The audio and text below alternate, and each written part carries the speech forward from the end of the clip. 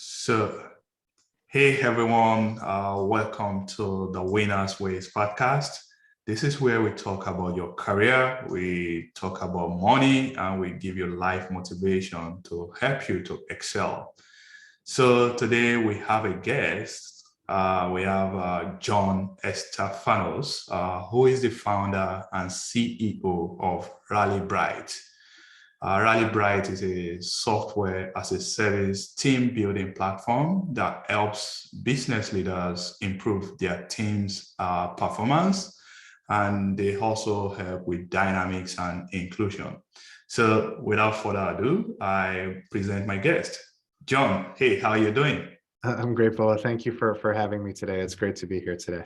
Fantastic. So I know I did a brief intro there. Is there anything else that you like my audience to know about you?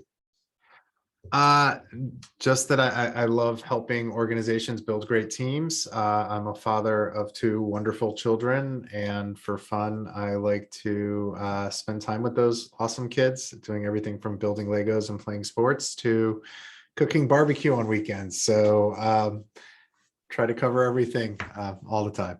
Fantastic. When you have children, spending time with them, it's always an awesome experience. So I totally agree with you right there. Yeah. So let's talk about RallyBright. I see that it's a software as a service team development platform. Can you break it down for us so that we can all understand what you guys do at RallyBright? Yeah, absolutely. So, we started the company with the focus of how do we make work better for everybody and how do we help leaders learn and grow. Really, the only way to scale that is with technology. So we built a software platform that helps you understand at a team level, team strengths, vulnerabilities, and then also by leveraging behavioral science, we're able to get behind what are the behaviors that drive team strengths and team vulnerabilities. So to some degree, it's a bit of a diagnostic platform. It helps you really uncover what's helping a team grow, or what are some of the obstacles or challenges that teams are facing. But then there's the development side, right? So not only do we identify the strengths and the vulnerabilities and the behaviors, but the goal through technology is also to provide managers and leaders with a roadmap as to how they can improve that team performance, drive some of the changes that will help make teams higher performing and more inclusive, and then track that over time. So that's what the software aims to do. Awesome. So, when you think about the power of software technology, what we can use technology to do in our day and time now, it's amazing. So now you said it helps with team development, to know the strengths, to know the weaknesses of people in the team. And I'm just curious. I know it's a software as a service platform. Do you have apps, or is it going to be your website, RallyBright? People will log in, subscribe, and maybe there'll be some metrics that they will use to, assess the team. Is that the way it works? Is that it? Yeah, it is a software platform that you log into. The website is obviously mobile first, and you can access via a phone, a tablet, or your work PC. But essentially, the way that it works is you you subscribe to RallyBright. Generally, that's done at an organizational level or at a team level. There are tools to better understand yourself and how you show up at work. And then there are tools focused specifically on the team and how to make the team more effective. So it starts with the diagnostic. So there are a couple of questionnaires or assessments at the team level and at the individual level. And then from that, we're able to collect that data, put them against various models and say, hey, as a team, these are the things you can work on to improve your performance. And then there are resources and tools and learnings and trainings that you can do to improve based on your team's results. So I have quite a number of new managers, that listen to my show. Yep. And I know most of them, building your team, you want a high performing team. And I know you specialized in building a high-performing team. So, Yeah. what can you tell us about how to go about, building a high-performing team? Maybe recognizing their strengths, knowing their weaknesses, and not only that, how do we cannot just say, hey, this guy is weak in this certain area. Yeah. We are not going to develop him in that area. How do you balance all these things and build a highly effective team? Yeah, I think it's a great question, and it's a great use case, right? As a new manager, I'll tell you, when I sold my first company, we were a group of 6 or 7 people that were together from the beginning, and we built this thing over the course of 6 years, and we were like a family and a team and all of those great things. Then all of a sudden it was like, hey, John, you're going to manage 45 developers all across the country. And by the way, we have a 37% attrition rate. So I was very much a new manager, even though I'd been building a team for years. And the first thing I looked at was, I literally Googled, I said, how do you, what does the CTO for a digital marketing agency do, right? Like, how do you build this team? There wasn't an answer. I'll just kind of cut to the chase there. So with RallyBright, I think the first thing that any new manager wants to think about is, what is the framework I need to use to understand how my team is performing? What are the principles, the first principles that drive high performing teams and groups of professionals working together? And that's the first step, is understanding a framework. So there are lots of frameworks out there. We obviously have one within RallyBright, but there are 5 kind of core principles that we look at, right? There are two areas focused on how does the team work together. So we look at those as, we call those connection and attitude. So connection's all about, do we have psychological safety and do we have trust on the team? Do we communicate effectively with one another? We look at attitude as, do we have shared optimism on the team? Do we have a growth mindset on the team? Are we willing to continuously learn and grow and learn from our mistakes and develop? And then do we also have a competitive spirit or a will to win? So by looking at connection and attitude, I can start to understand, okay, so here's a framework as to how I can look at how engaged we are with one another, how are our interpersonal relationships affecting our performance, and what are some specific behaviors that I can look at to improve upon or to strengthen. And then you want to look at, okay, so great. It's great that we all get along and that we all work together and we have these characteristics, but ultimately, are we getting our jobs done? Are we delivering for the business? So you need things to think about there. So we start with what we call as direction, and direction is all about, does the team have a shared purpose and vision? So are we all in sync with one another, and are we all thinking about what drives our success the same way? And do our behaviors align with that? We look at, how does the team work with other business units? So that could be internal teams. If I'm a product team, how am I working with sales? How am I working with marketing? If I am a marketing team, it's how am I working with the executive team? How am I working with customer success? So we want to look at, how does the team drive an outside-in focus? And ultimately, the number one constituent or stakeholder is always going to be your customers or your users. So are we thinking of our users first? And then finally, we look at the 5th dimension, or the 3rd dimension, around how do we drive business impact, which we call performance. It's not about, are we hitting our numbers? Are we, are people entering their timesheets effectively? Things like that. It's more about, as team members, are we accountable and committed to one another? Meaning, are we willing to sacrifice our own needs for the greater good of the team? And are we tracking things in the right ways? So the framework of kind of 5 core dimensions, 2 of them focused on engagement, 3 of them focused on business impact, is a great place to start. Even if you don't use our tool, or if you don't look at our model, these are universal first order principles as to how to build a high performing team. You need people that trust one another and that feel safe with one another. You need people that have optimism and willingness to learn. You need to have clear ideas of what you're trying to accomplish, how you're going to work together, and who you're doing the work for. Wow, you know what? That is totally packed with lots of information that you just shared. Yeah. And I understand it has to start from the framework, which will be defined by the managers or the organization. You mentioned several things: communication, optimism, competitive spirit.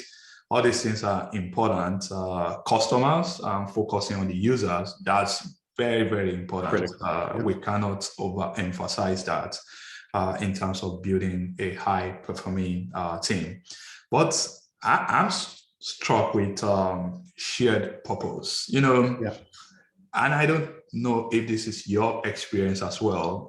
I've seen that in any organization, maybe most organizations, there are always the high performing people. Yeah. They completely get the vision and mission of the organization. They Yeah. work day and night towards their goals. But some people, they just coast along. They Yeah. just, okay, what's the next thing for us to do? They'll do it. It's not that they are lazy, they'll just do it. Yeah. But I think what every organization leaders need to do is to sell that vision, that shared purpose that you spoke about. But I want to hear from you. How No, can we, sell that shared purpose to yeah, everyone in the organization? it's a very astute observation, Bola. What I would say is what we've seen anecdotally and through the data over the last 2.5 years, which we all know have been massive times of disruption, is Yeah. that organizations that have that clear direction, that shared purpose and shared vision and mission, and where the team members can articulate that, those are organizations and teams that have actually been thriving through the pandemic. So the sales teams that we've seen that have that clear direction or that strong direction have surpassed their numbers. Startups have raised more money. Managers have gotten promoted and gotten their team members promoted more quickly. We've seen it time and time again. That ability, and it's not, I would say it's not 100% reliant just on the leader, right? There are other factors. There are external factors and there are internal factors. External factors is, do we align with the overall mission of the organization? Can we as a team get behind the vision and the mission for the company? Do we believe in what we're building or what we're selling or what we're promoting? And do we believe in the values of the organization that we're supporting by showing up every day and doing the work? Those are some of the external factors. The internal are, as a team, what is our purpose as a team? As a customer success team, it may be to drive the best customer experience possible. For a sales team, it may be to drive the best numbers, but it may be build the best process, right? For a product team, build the most effective tools to accomplish our goals. So there are multiple layers, both from the organizational perspective as well as from the team perspective, that help to drive that. But when you have that clarity, it streamlines everything else. If it's not in alignment with our mission and our goals, then should we be doing it? Or where does it fit on the priority matrix that we need to follow to be most effective and to be high performing?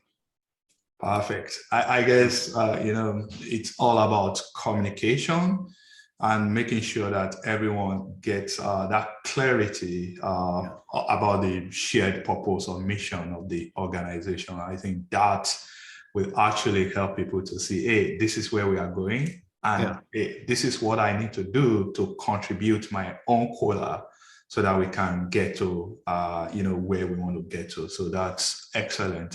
Thank you very much, John. No, of course, Bola. And just to add on that, if you don't mind, one of the things I've seen is it's often one of the things that's first overlooked with new managers, right? Like I can tell you a couple of stories, one of which was a young engineer who was promoted, rock star engineer, promoted to run an engineering team, had it all figured out. And then all of a sudden we ran our diagnostic and we were like, okay, so you're pretty clear on your mission, but the rest of the team isn't. And he started to think about it and he said, okay, well, this is the mission of our team within the greater organization. And what we found is they were delivering better code, more releases, less bugs, and greater customer satisfaction. Yeah. That was the success of the team because they were thinking about what is our purpose and mission. Another example is I was working with another engineering team working on an application for a large organization, right? That was in the healthcare space. So you could say like, okay, our job is to build this application or to build this tool so that way, but no, their job was to help improve outcomes from heart disease because the tools they were building were mission-based around supporting healthcare providers in doing research and providing treatments and diagnostics to improve healthcare and heart care specifically throughout the whole world. So that shift of mission from, making sure that we're delivering great code without any bugs to enabling others to save lives is absolutely impactful. It drives significant impact in how people show up and how they focus on the work that they're doing. Perfect. Thanks for, sharing that. And I totally understand, technical people sometimes, you have the knowledge, you just want to, breeze through and get stuff done. And not learning the people skills can be a huge gap in, building an effective and high performing team. So it's always important for organizations to make sure that they are training their people's leaders so that the organization will run smoothly and effectively. Now, let's talk about inclusion. I know that's one of your big thing in RallyBright. Yep. How would you define inclusion, and why do you think inclusion is important? Yeah, so I'll start with why it's so important, and then we'll talk about the definition if that's okay. I will say we launched our inclusion product a little over a year ago now, or about a year ago now. It had been in the works for several years prior to kind of a lot of the groundswell shifts that we'd seen. We always knew that there's a model to look at how teams perform and how they deliver, and there are ways to look at how people work together. But we knew there was something missing around how do you embrace the diversity of the world and the perspectives of all the people that show up to work every day, that are part of that mission, that communicate well together. And by embracing diversity and by fostering inclusion and belonging, you can get so much more out of the team, but out of the whole experience, and provide a much more fulfilling work experience for all of your employees, which is critical to our mission, which is how do we make work better for everybody.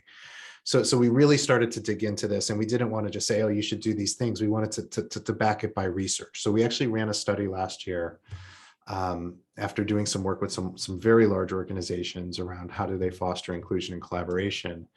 And what we identified was a similar model, but really focused around how do we foster inclusion and belonging. So when we look at inclusion, we define that as fostering an environment of psychological safety and belonging for all of your employees, or for all of your people.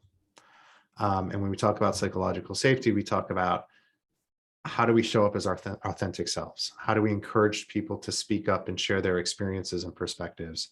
And do people feel safe failing? Can we embrace failure and turn that into a positive? So that's a core part behind psychological safety. When we look at belonging, because you can have the most diverse teams in the world, but if people don't feel like they're included, like they can participate, that's one thing. If they don't feel like their contributions are valued, or that they can connect with others within their organization or within their teams, they're not going to feel like they belong. Absolutely. Right. So we look at inclusion, we define inclusion as primarily psychological safety and belonging, but then there are other components to how does that manifest in terms of how do we work together? Are we aligned in how we view that shared purpose and that commitment to one another? Do we have clear roles and responsibilities and ways of communicating? But more importantly, within our model of looking at inclusion and belonging within an organization, we look at compassion.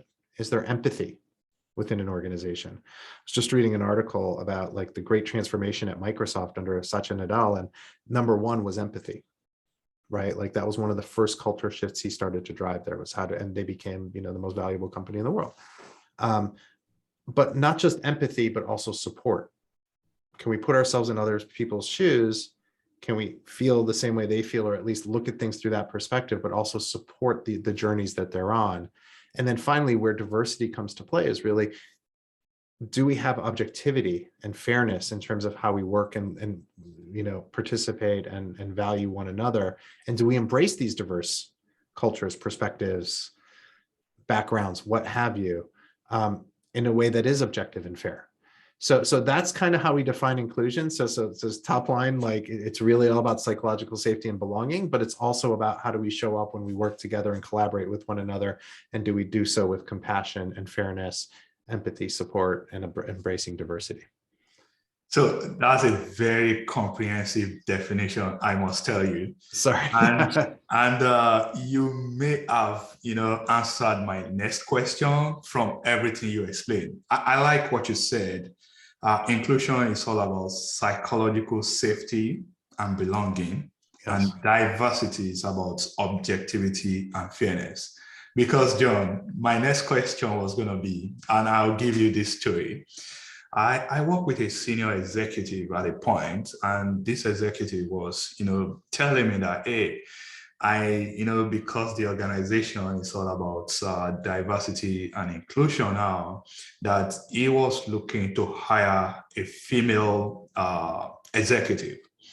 There's a, and I'm for diversity and inclusion by all means. I love it. I think it's a great thing. But, I also want it to be fair. I don't want people to just be put in position just because we want to have that diversity framework. I want competent people, to be put into position. But I think based on what you just explained, objectivity and fairness, I think if people are embracing that, then they will be able to put the right people in the right position. So I was going to ask you, so what would you say to this executive? He was looking to hire a female employee, just, to balance his team, to make sure it's diverse. It's an age-old question for sure. What I would say is we see a lot, and I think this is normal. I think a lot of people as a starting point are like, we have to balance. We have to balance the and check boxes, right? We have to say like, oh, we have to balance our population, or we have to hire people of these genders or these cultural backgrounds, or even these geographies or these experience levels, right? It's an interesting starting point, but is it the right starting point? Because just because you're hiring a female does not mean that you are creating a more diverse environment. If that female does not feel like she belongs, or that she can speak up, or she doesn't have that psychological safety, are we looking at hiring people based on criteria that are being set by demographics, or criteria that we're looking at in order to make our organization better? And that's where the objectivity and that fairness comes in, right? Right. Oftentimes we'll hear oh, well, we can't get a diverse enough candidate pool for this function. Well, are we following biased ways of recruiting? Are we requiring biased, requirements to bring people into? Are we pre-screening for areas where we're not going to get a diverse pool? Like, so for example, one of the things that we've seen a big shift in is people are hiring based on experiences versus based on degrees.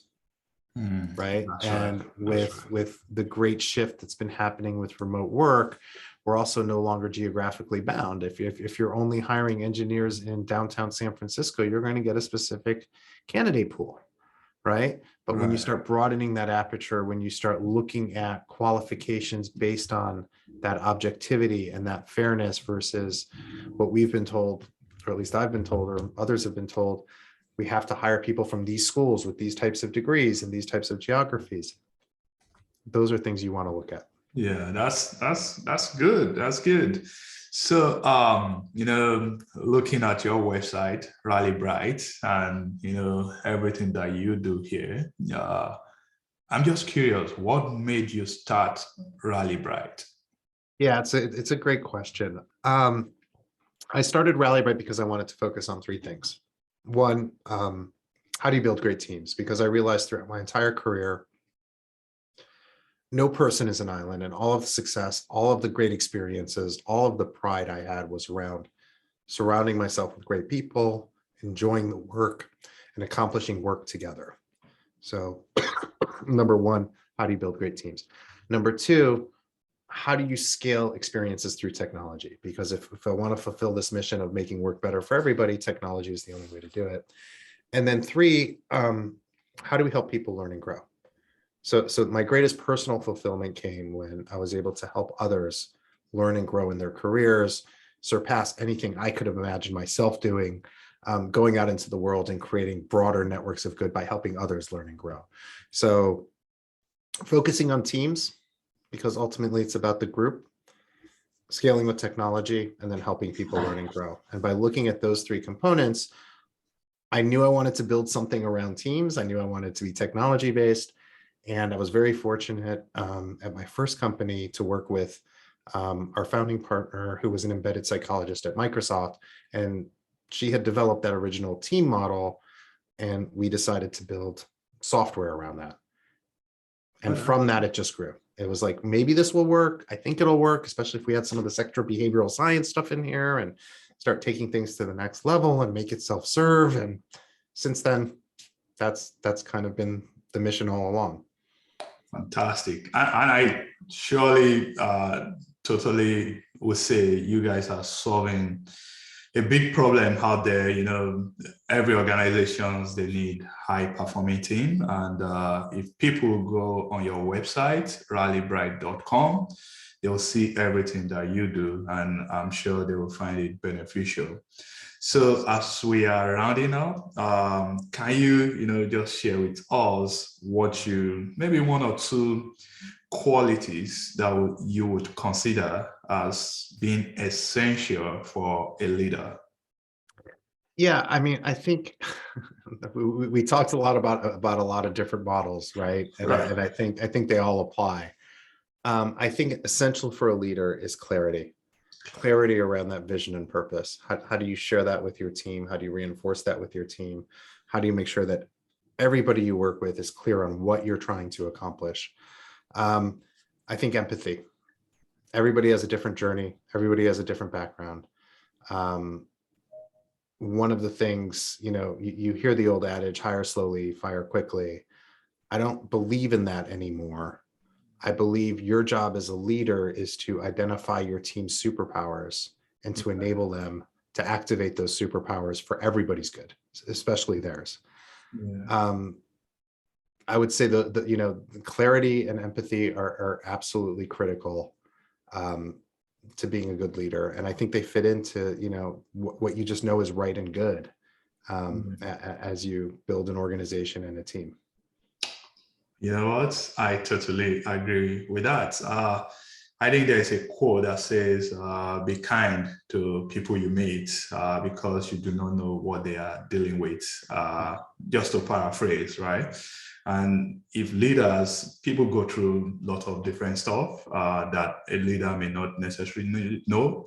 So being able to empathize will surely help the leader to put himself or herself in the other person's shoe. And that, I think, is essential. Yeah. So as we are ending now, is there anything you want to share with my audience? And also, I would like you to tell us how we can connect with you, whether on social media or your website. Yeah, absolutely. What I would probably close with is the biggest mind shift that I had that I think has led to our latest rounds of success, and we've still got a long way to go, is that there is that optimism. Even with everything out there in the world, there is so much opportunity, especially as you're taking the reins of a new team or a new organization or starting a new company. An abundance mindset will get you so far. So from that perspective, I think that's one of the things I always try to train myself on, is how to always look for the opportunity and the good and what's to come. In terms of connecting with me, I'm just john@rallybright.com. You can always reach out to me directly. Follow me on Twitter, JestoDC, JESTODC. I'm not on Twitter as much as I probably should be. And obviously, please come to our website, rallybright.com. And if there's anything that we can help with, we're always happy to help. There are also tons and tons of great resources there. Lots of talk around the models and the data and the behaviors behind it. And yeah, our job is to make work better for everybody. And if we can help managers become better leaders, that's how we think we're going to do it. So we're always happy to help. Awesome. And that's where we are heading it. So we've talked a lot about team building, team development, inclusion, diversity. If you are a leader in your organization, I'll strongly encourage you to connect with John at rallybright.com. Or if you are also an employee, you should, of course, learn how to build your skills, how to be an impactful employee. So I encourage you to connect with John. And that's where we are heading it. Thanks for listening, guys. Great. Thank you both. Thank you.